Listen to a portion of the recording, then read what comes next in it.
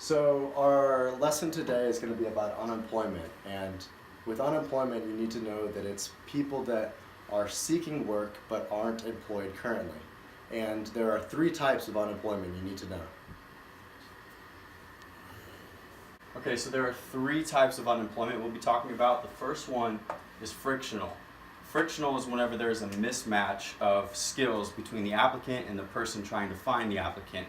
So a good example of this would be when somebody's contract ends and they're seeking work, but they need time to find it, or a college applicant who is now entering the workforce, but he still needs time for the employer to find him. So next up after frictional is going to be cyclical unemployment.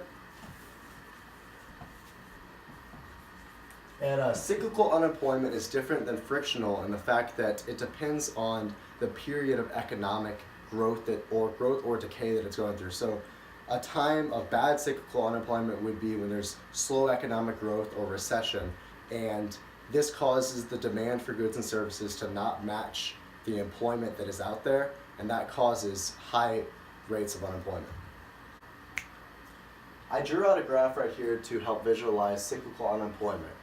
So right here would be the gap of unemployment. So this right here is unemployment.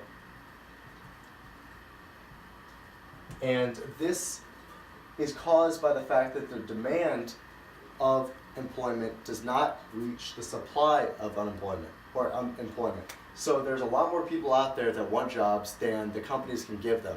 And the reason why this is happening is because the economy is going through a recession or some type of economic turmoil where companies cannot provide the amount of jobs that they wish to.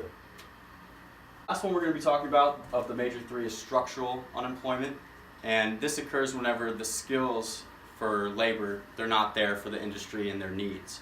So a good example of this is whenever technology makes other industries become obsolete and the people in those fields, they don't have a job because the skills that they've been working for their whole life, they're irrelevant now.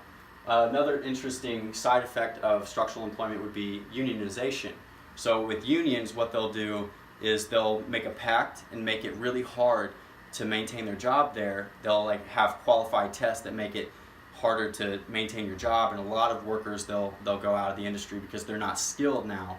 And so those workers will leave that industry and go somewhere else, and they'll be unemployed typically. So to summarize the three types of unemployment, we have the frictional unemployment, which is just people moving from one job to another, trying to find the right fit. And cyclical comes down to times of economic recession or slow growth causing unemployment.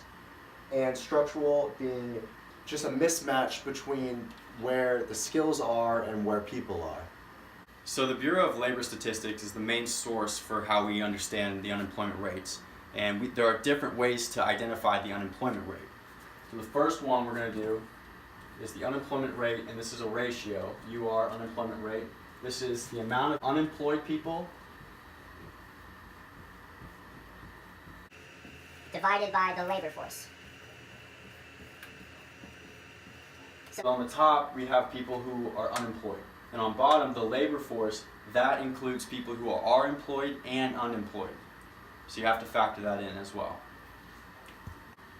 And to just add on to this, employment is defined by people that have a job. Unemployment is people that do not have a job and are available for work and are looking for work.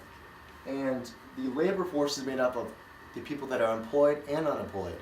And to not be in the labor force is to not be looking for work, not be available for work, and not be employed.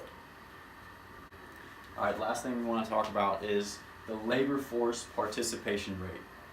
This is the labor force, which again, that's unemployed and unemployed, so all the people that are employed and unemployed put together, over the adult population. And the Bureau of Labor Statistics defines that as people over the age of 16. If you're below the age of 16, you're not in the labor force.